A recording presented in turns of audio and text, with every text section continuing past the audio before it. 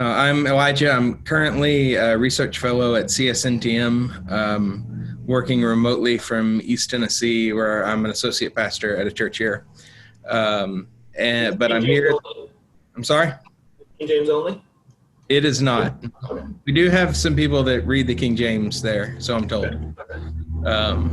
Yeah. But I'm here to talk about for the previous 2 years what I was doing, which was working at Tyndale House, working on a textual commentary. And so I'm going to try to share my screen. Should be able to now. You want to tell them where you went before that? Oh, I undergrad was in chemistry at Tennessee Tech. So I like things that can be measured, like letters and manuscripts and things like that. And then Southern for a seminary in Louisville and PhD at the University of Edinburgh with Paul Foster, and Larry Hurtado was my secondary. To the late Larry Hurtado. Yeah. Rest in peace. I will try to share a PowerPoint and we'll see if it works. You should be able to share your screen. It's what I'm trying, but it. I thought I gave you permission. Yeah, you should be able to do it. Okay. Is it working? I'm trying. You gotta click on the little arrow by the share screen button. Here we go. Zoom. There we go. Are you seeing it? Oh my god. You did that just for you. You're such a pain in the butt. All right. It's so beautiful. You are so worried. I'm gonna tweet this and embarrass you. I knew Gary would love my choices of fonts. Yeah. So. Wow. It's ancient yet modern. It's awful. All right. So what is the Tyndale House? It is a textual commentary, just like Metzger's textual commentary. If you're familiar with Metzger, you can look up by the verse. You have a discussion for why the UBS edition adopted one reading or another. It's written to justify the decisions taken in the forthcoming second edition of the Tyndale House Greek New Testament. And the reason for that is effectively they brought on another editor who was me, and that influences some things. I say that I almost always agree with Dirk. We think about things very similarly, but at least one of them is just a typo that we found. And maybe if somebody can find that typo, there will be some kind of bonus points involved. The work is co-authored by myself and Dirk. What does it cover? Well, we started with every apparatus entry in the first edition of the Tyndale House Greek New Testament. Every time we had a text critical footnote, we have a discussion. We also used the ESV and the NIV. So every time they have a footnote that says, some manuscripts say, even if there doesn't need to be a discussion, occasionally you'll get what I call dumb footnotes. There's not really a need to be a discussion because it's a clear decision. We still include a discussion of those places. And by when I say whichever edition, usually for the NIV, it was the NIV that happened to be sitting closest to me on the shelf at Tyndale House, and usually for the ESV, it was this one. But that's just because that's what we had. I have not yet checked to see if the footnotes change from edition to edition in the NIV and the ESV. But we also included discussions for whatever else we wanted to add. If you're writing your own book, you get to say whatever you want. It's really great.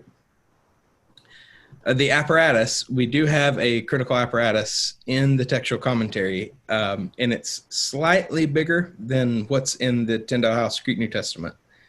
Excuse me. Generally, it's only listing Greek manuscripts. It is not a report of what all we consulted. So the apparatus is not an exhaustive list of all the manuscripts that we considered when making decisions. It's just there as a guide. And basically it's the apparatus that's in the Tyndale House Greek New Testament, plus we added manuscripts through the 6th century and a handful of minuscules, and also the Robinson-Pierpont Byzantine text. And whenever the Robinson-Pierpont Byzantine text has a marginal reading, we just cite those as Byzantine part and we don't distinguish between which one's in the text and which one's in the margin. But the idea is just something at a glance that gives you a slightly better idea of what the manuscripts say. And I found that to be helpful as I prepared the discussions. But as far as our sources, we used basically everything that's available, including images of particularly earlier important manuscripts. The workflow I've got in 4 steps. And the first one is Dirk's notes. What you're looking at is a screenshot of a program called Classical Text Editor.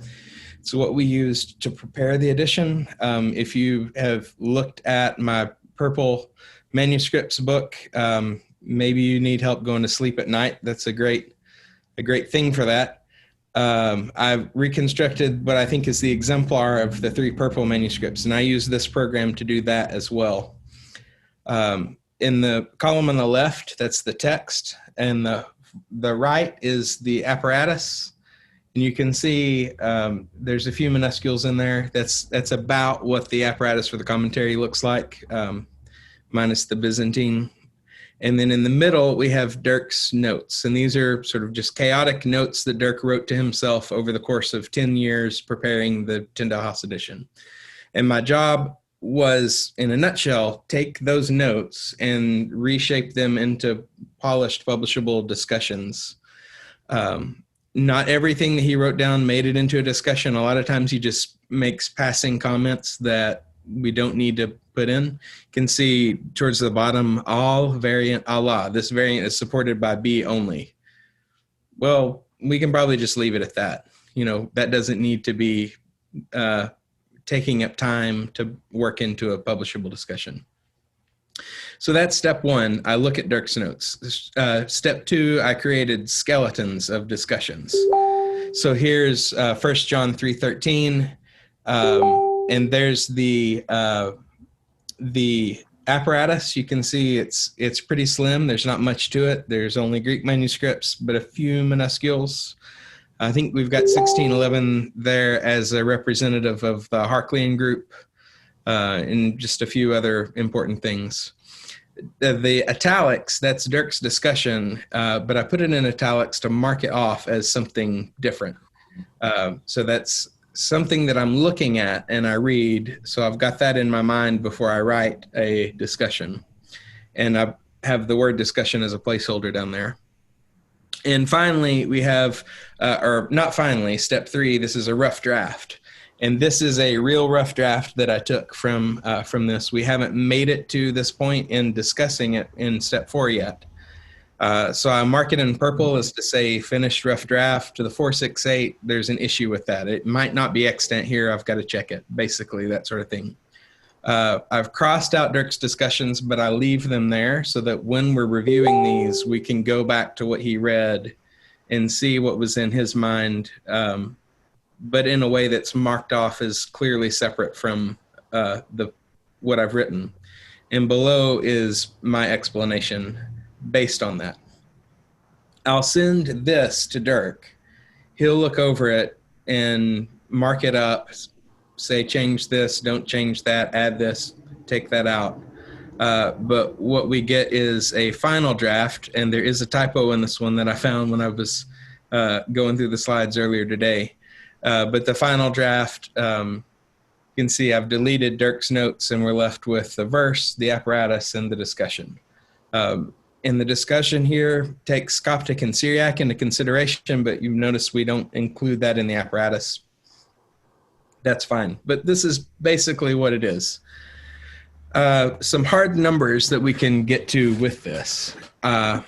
As of July of this year, which is the last time we updated these, in 14 places, we did not change the text, but we removed a diamond. So what? Can you remind us, Elijah, what the diamond is? Sorry? Can you remind us what the diamond is? Well, the diamond has... the short version is it's a place of difficulty where there's difficulty or some uncertainty about the reading.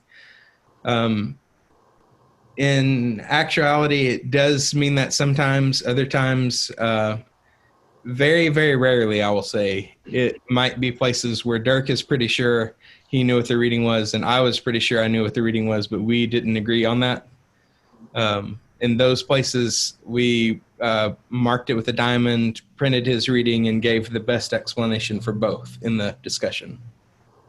That's very, very rarely. I mentioned he and I almost always agree on stuff. We think about things in the same sort of way, and that usually means that not only are we agreeing on the outcome, but we're also usually in agreement on the reasoning for it. In 28 places, we added a diamond to a place that's not there. And in 50 places, we've changed the text, and there's a net addition of 11 diamonds. Most of this is just concerning the Gospels. Not all of it is, but most of it is, because the Gospels is about where we've gotten to in terms of final drafts. And I'll end the first part of the presentation with a few examples of discussions and how we've approached things. At Luke 9:54, we have James and John coming and asking, Lord, do you want us to tell fire to come down from heaven and consume them? And then some manuscripts have an addition, even as Elijah did. And we were thinking about this, there's not a clear source for that phrase, even as Elijah did. There's not a text that has that reading that's a clear case of harmonization, simply adding in this extra bit of detail from another written source. Content-wise, it's fairly simple. It's a summary of content from the Old Testament, but as far as how the written source got there, that's a bit more difficult. Now, if you're familiar with Ulrich Schmidt, he's written a couple articles on reader's notes. And reader's notes a very convenient explanation for something like this, because the idea is you'll have an early reader who's sort of making exegetical, explanatory, whatever kind of notes in the margin, and then a later copyist sees those and mistakes those as a correction and adds those into the text. Theoretically, this is very convenient because it would be a perfect explanation for what we see. The problem potentially is that we have to prove that it really happened. It has to be more than just a nice idea. And so in one of Ulrich's articles, he mentions a letter from Jerome. And Jerome actually talks about this concept. And so what we've done is we've said an exegetical comment originating as a marginal note is making its way in the text is the best explanation here, but we've added an excursus right here, and that's about reader's notes.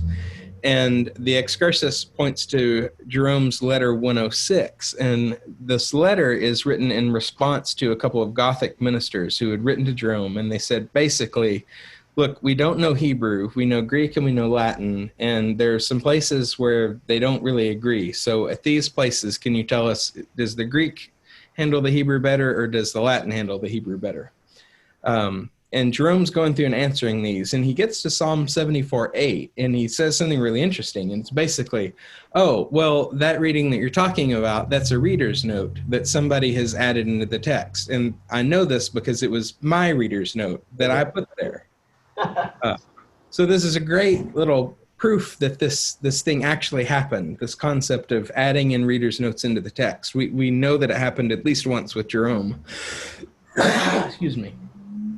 And that gives some good precedent for accepting this explanation for the longer reading at Luke 9:54. Next example is Luke 8:30. How do we spell the word legion?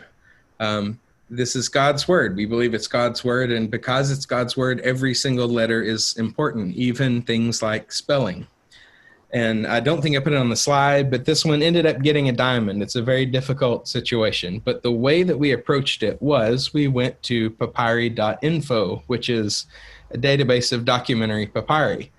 And the textual variant goes back to how the Latin word legio is rendered in Greek. Is the I there coming in as an iota, or is it coming in as an epsilon? And I've searched a couple of times. The most recent time was on February the 5th of this year, and I looked for all of the papyri up to the year 600 for these different spellings, and I simply counted how many times does the word occur, how many papyri does it occur in, and how many times within papyri does it occur if it happens more than once per papyrus. And then I just sorted those out by date. And what we see is both forms are possible. Legaon with an epsilon, we see that happening earlier, and we see it happening later. But in the middle, from about the 1st to the 3rd centuries or so, the more common spelling is legion with an iota. It's not much more common, but it is more common. The numbers are higher for the iota than for the epsilon. And if I'm remembering right, because I didn't put the apparatus here, it's one of the reasons the apparatus is great, this absolutely matches, not absolutely, this roughly matches what we see in the manuscripts. I think P75 might have the epsilon, but the Byzantine text has the epsilon. And if the epsilon becomes more popular later on in later centuries, which is what the trend looks like it's going, that's consistent with that. And so the way that we solved this is we adopted the spelling with the iota as the text. We marked the epsilon with a diamond, but we mentioned this data from the documentary papyri as to say both forms are possible, but it seems like the form with the iota was probably slightly more likely in the 1st century and in the immediate centuries following. I think this is the final example, and that's Luke 1:28. And the issue here is in the Hail Mary, right? Hail Mary, full of grace, the Lord is with thee. And the question is, are the words, blessed art thou among women, do those words follow? This is Metzger's reasoning. And Metzger's reasoning is that the copyist inserted the words here from verse 42, where they're firmly attested. And the words are clearly there in verse 42. It's 14 words later, blessed art thou among women. The words are secure there. Metzger is saying that verse 42 is the source of the words in verse 128. And that what I want to get at here is the slight nuance of that idea that verse 42 is the source. But at this point, I have to kind of step away from Metzger and Luke and go back to my undergrad days and tell the story of I was an undergrad student. I was sitting around one day between classes, and I was flipping through the channels, and I got to the Catholic channel, and I saw this, like, what's up next? And it was the Rosary with Mother Angelica. She's a nun. I think she founded the network. And I thought to myself, like, I'm not Catholic, but this is really interesting. I'd like to know why, what's the Catholic theology here about praying the Rosary? And so I was looking forward to it, and I sat down and watched it, and it was not that at all. It was her saying over and over and over again, Hail Mary, full of grace, the Lord is with thee. Blessed art thou amongst women. Blessed is the fruit of thy womb. Over and over and over again. And that's all it was. The whole show. That's all it was. So the very low church Baptist in me was kind of shocked at this, right? We get back to Luke 1:28. Is Luke 1:42 the actual source of this, or could it be simply liturgical use? Are scribes used to saying the Hail Mary? If they are, then that's probably the more immediate trigger in their minds than 14 verses later down the page. And one bit of evidence of that is that a small number of later manuscripts also add, and blessed is the fruit of thy womb. That's coming in additionally. So to me, that suggests that even though the text source for these words is Luke 1:42, that's not why they're harmonized. This is not a harmonization to Luke 1:42. It's a harmonization to liturgical use. And it's a harmonization to an aspect of the liturgy that the scribe probably knows very, very well. So that is the end of the first part of the presentation.